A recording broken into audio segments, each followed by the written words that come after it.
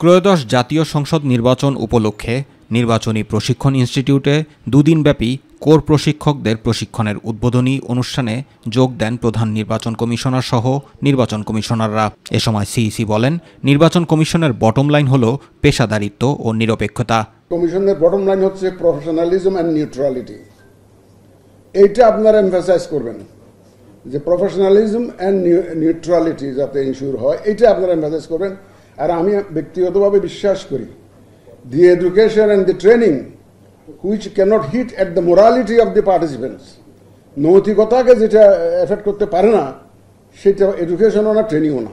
আগামী জাতীয় নির্বাচনকে নানান দিক থেকে কমিশনের জন্য চ্যালেঞ্জিং বলে উল্লেখ করেন সিইসি। এমন চ্যালেঞ্জ আমাদেরকে মোকাবেলা করতে হবে যেটা এখনো আমরা জানি না।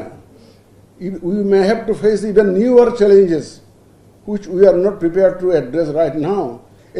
যারা ট্রেনিং দিবেন তারা এটা একটু বাড়তি হিসাবে দায়িত্বটা পালন করবেন যে মিস ইনফরমেশন এন্ড ডিসইনফরমেশনটা যাতে প্রপারলি অ্যাড্রেস হয়।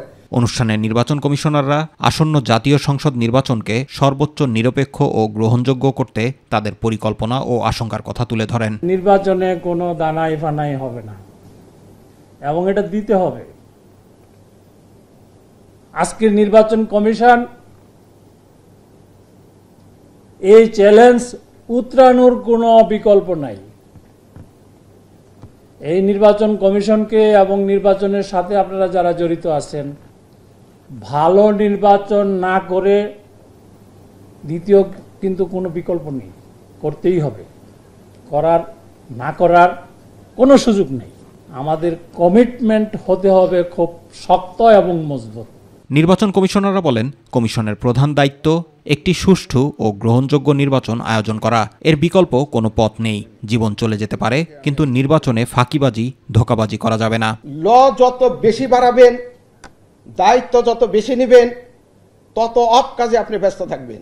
আগামী নির্বাচন যেটা ইনশাল্লাহ বাংলাদেশের ইতিহাসে একটি দৃষ্টান্ত হয়ে থাকবে, সেইটা যেন হয়, সেই উদ্দেশ্য সাধনে আমরা সবাই সৎভাবে সক্রিয়ভাবে অংশগ্রহণ করি। অনুষ্ঠানে নির্বাচন কমিশনের সিনিয়র সচিব আক্তার আহমেদ সহ ঊর্ধ্বতন কর্মকর্তারাও বক্তব্য রাখেন। জুবাইর রহমান, মাই টিভি নিউজ।